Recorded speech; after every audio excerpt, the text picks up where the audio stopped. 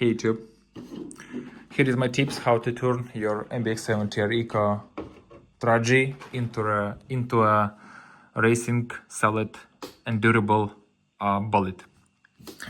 So the first thing I propose to do, I strongly recommend to do, to make tune for these pins.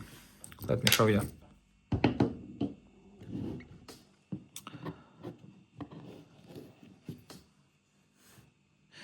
Did you see?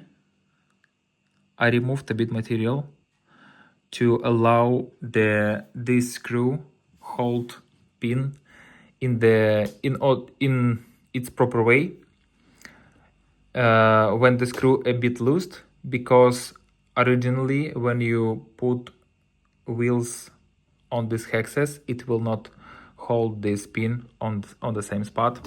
Like for example, it fixed with the Mbx8 budgie, but 7tr tragedy it didn't fix it. Yeah, and this first ever thing that I recommend to do if you're owner of the Mbx7tr tragedy.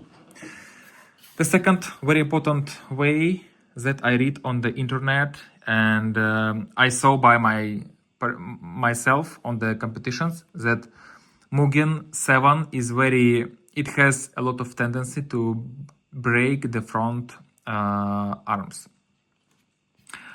I have buy from the 8 tragedy arms and just removed here about 4 millimeters.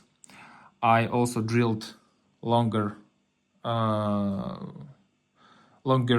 hole inside to allow the pivot balls to be screwed in. Yeah, and that's fit perfectly. So 8 arms way stronger than 7 arms. But if you don't have possibility to install 8 arms, you can also boil your original 7tr track arms into the water for about 10 minutes, and it becomes more flexible and also more durable. Also, it's not a must-have, but nice to have, like feature like for the 8R, tragedy and budgie. I buy these stoppers from another car and just install here to keep sway bars in the same spot and I did the same with the rear end as well. Also, any budgie has in stock this original, let's say, washers front and rear, but I removed them from the front and replaced with 1 millimeter spacer, and I moved them to this place, and these original screws I removed with the M3 2.5 hexes head.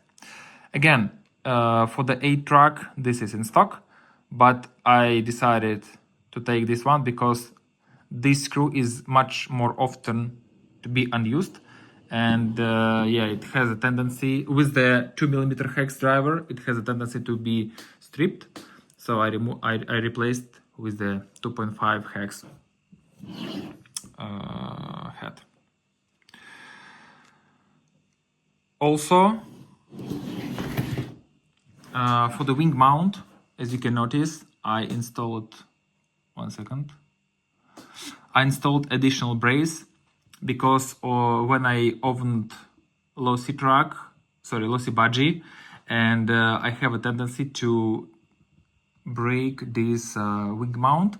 So I just, for the lossy, I installed the same additional brace, and it completely fixes the problem. And I decided to do the same with the 8 track from the scratch because I didn't want to buy the new spiders, or I don't want to lose my weight during the race.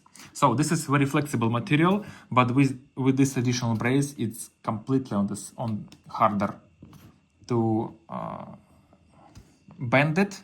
So, and it will have less tendency to be broken. Also, there is a big tendency for these screws to be broken from the gearboxes. And from the stock 12mm screws, I removed them with the 18mm screws. And before that, I drill hole all the way to the center of the gearbox. So if I remove the rear cap, I will see the screws, but 18mm is enough length to make this, to keep more secure and not scratch the differentials as well. So, and I repeat this procedure with these ones. Yeah, and just to be sure that they're on the proper position and they're very secure.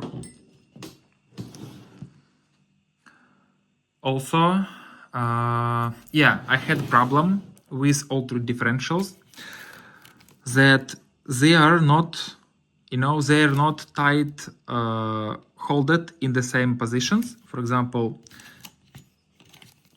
before I did the modifications, I feel that this differential can be moved up and down a little bit, and the same problem was on this gear, in the front gearbox and the rear gearbox as well.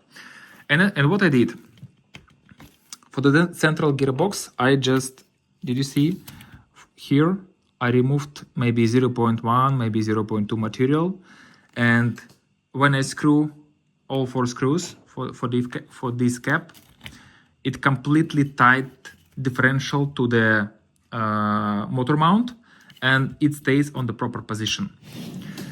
And I did the same for the front and rear gearboxes, but to show you how I done this, let me show on the new one. So this is a new gearbox, and to be able push the differential ball bearings to this side, I just use sandpaper for this part of the gearbox, and I removed maybe 0.1, maybe 0.2 millimeter of material from all this side.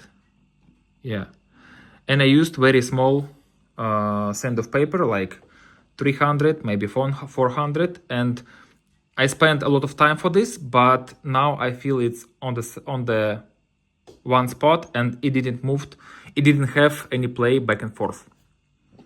Because one of the bigger problem with the Mbx7tr Eco that you feel your teeth on the on throttle and on the brakes.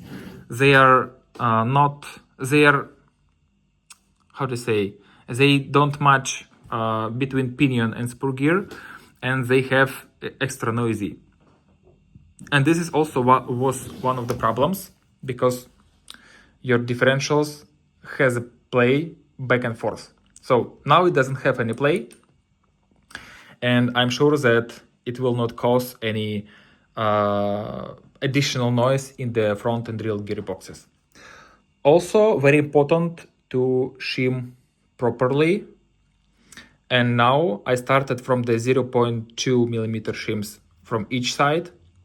But after couple batteries of the run, let's say maybe 10 minutes, maybe 20 minutes of run, I will move 0.1 shim from the non-gear side to the gear side. So it will be 0.3 from the gear side and 0.1 from the no gear side. Just to make it more tight and more precise, so, and more secure as well. Yeah, that's pretty much all. Don't pay attention that I don't have car without side guards, because this is for a budgie and I build the saddlebag conversion.